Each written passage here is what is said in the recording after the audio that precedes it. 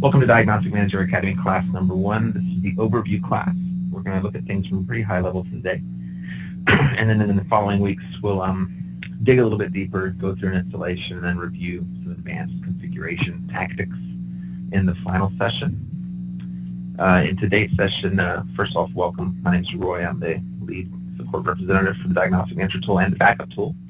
I've had quite a few years of experience working with these tools since their original 1.0 inceptions. So I've kind of seen everything that these tools have had to throw at me over the years. And I'm eager to share some of that expertise with you guys. Moving on, we're going to cover the following items today. And we're going to kind of rapid fire through a lot of this stuff. But again, this first session is a high level discussion. We'll get into more nuts and bolts in the following 2 sessions. So first off, we're going to get to know the interface and talk about the basic features. And then essentially this first topic is, what is DM? What does it do for me, right? So we're going to look through the different aspects of what it offers from the server monitoring scope over to SQL Server monitoring. We're going to take a quick look at content summary on what it provides. We're going to look at monitored pages and discuss the component analysis feature set in a little bit of detail. And then we're going to just review what alerts are available and how they work, and then what we can get from the reporting features in the UI. But the meat of the meeting, I think, is going to be a detailed discussion about the component architecture and how things are being collected behind the scenes. In other words, what pieces are out there in the farm, what gets installed where, who's talking to who, and who's sharing information with what. Once we're done there, we're going to open the floor to questions and feedback. So these 2 top sections, I think the getting to know area, I'm going to switch away from PowerPoint for a moment, and we're just going to go to my live environment. We'll kind of poke through the UI. And then whenever we get to the architecture discussion, I'll come back to these slides and we'll go through a couple of things there. So let's go ahead and do that. I'm going to minimize this, and you don't care about that. Pull this up. So, and forgive me, I have a little bit less screen real estate than I normally would, but this is the homepage view of the Diagnostic Manager user interface, or console, the management console, so to speak.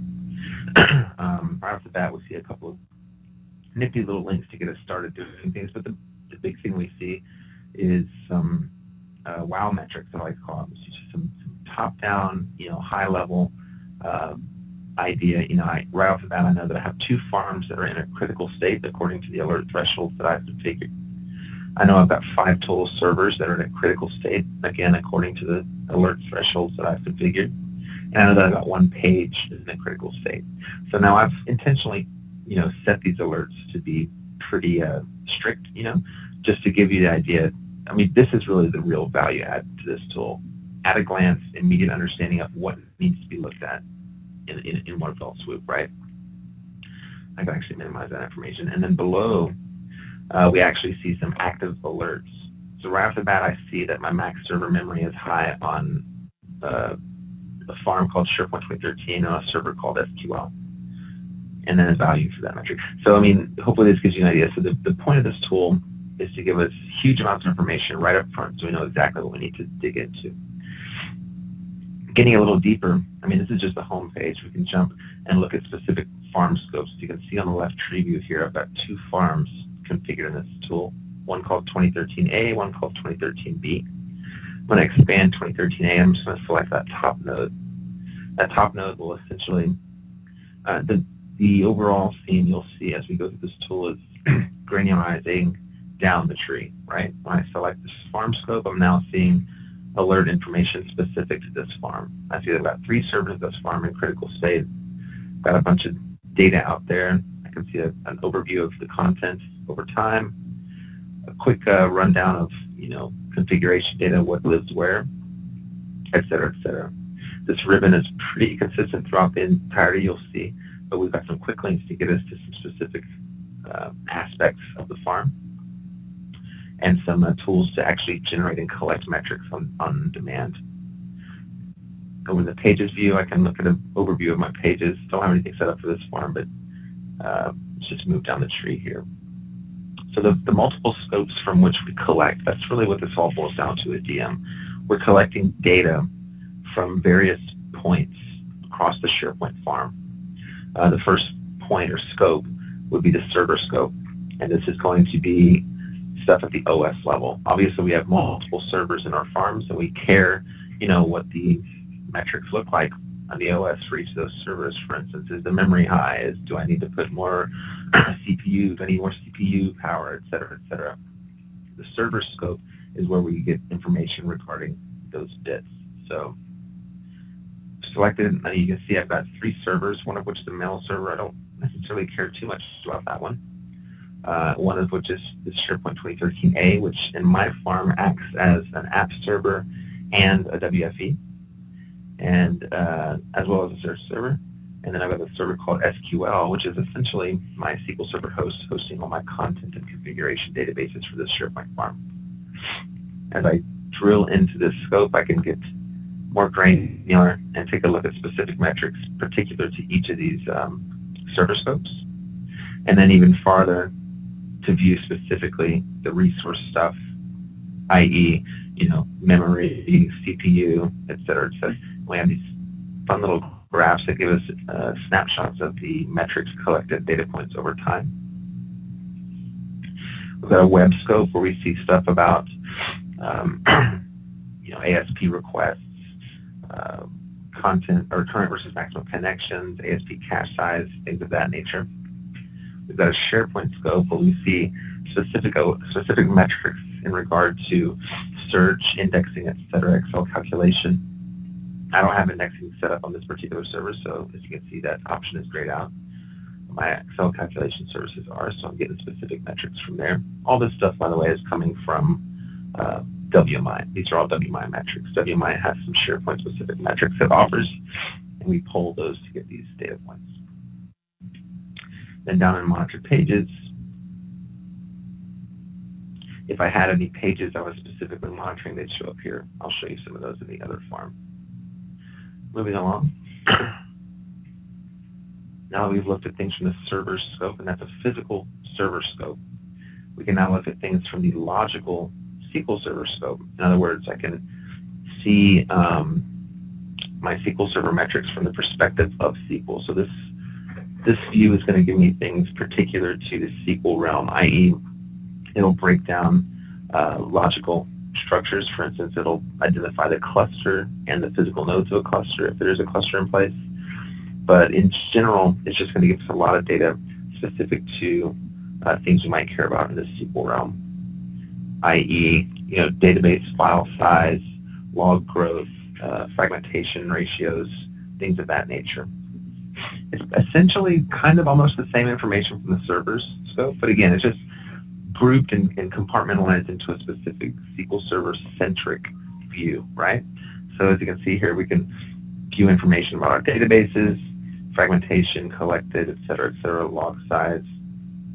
You'll have to forgive me for the length of time it takes for my stuff to render. I'm on a shakier network today, but yeah, hopefully this makes some sense. We're just viewing particular metric data centric to the SQL Server scope.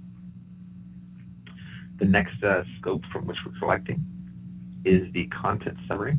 And content summary is a specific feature set in this tool that gives us, basically, we do a crawl overnight on a schedule that we define. And we'll look at those configurations in the second and third session.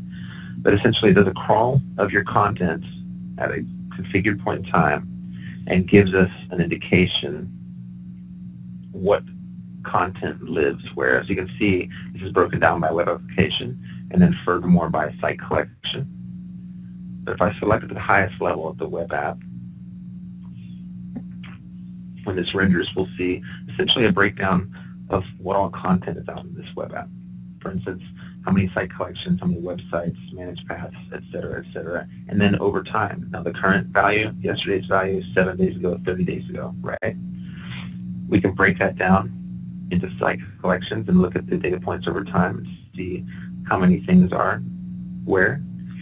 But the cool part is, and obviously we can go into websites and lists.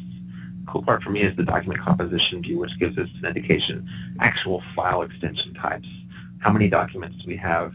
How many JPEGs are in the farm? What percentage of the total content is PDFs, et cetera, So this is this is information that's interesting for scaling and predictive analysis reporting, right? To give you an idea how you're growing and in what ways you're growing, or maybe even to give you an indication of what types of things need to be culled back if you're doing spring cleaning, for instance. I mean, there's plenty of use cases I could come up with for how content summary can help you, but this is the scope from which we're going to see those content-specific data points. And we can collect all this stuff at the granular level, like specifically for particular site collections, or we can omit particular web apps. Just for instance, you may not care about the central admin content because there's probably not too much out there. We can skip that in our collection if need be. So yeah, that's content summary. And then finally, we've got this monitored pages scope. And this is one of the big value props for this tool, is that it gives us, and forgive me, let me just get this guy working with me instead of against me for a second.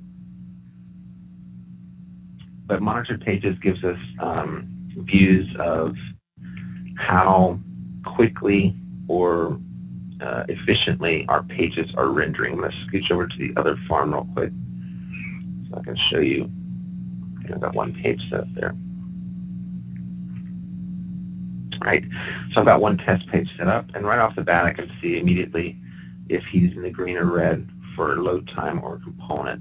So if I drill in,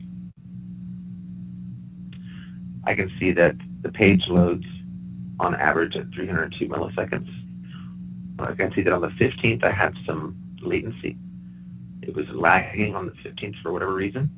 I can see that as of now there are no 8 HTML controls, web parts, or web controls that are slow. And these 3 columns are provided to us by this component analysis feature. And we'll talk more about what this really is and what it means behind the scenes in the next section of this meeting. But as you can see, we can break down specific components on the page and how they're rendering, and whether or not they're rendering at times in line with what I have defined as good or warning or critical. And then, of course, as always, we've got some fancy graphs to take a look at things over time. Beyond that, we've got some alerting options. We can take a look at all of our alerts from across the enterprise in a filterable view. And then we've got some reports that we can pull up just to give us an idea of, what alerts were active over the past 45 days. How, what were the CPU stats on server X over the past 90 days.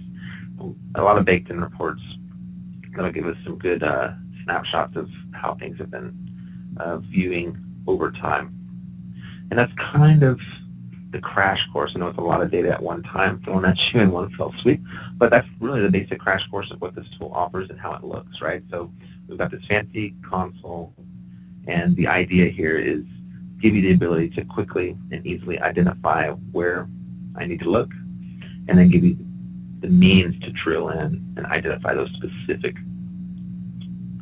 pain points. Just to give a quick example, if I go over to my SQL Server,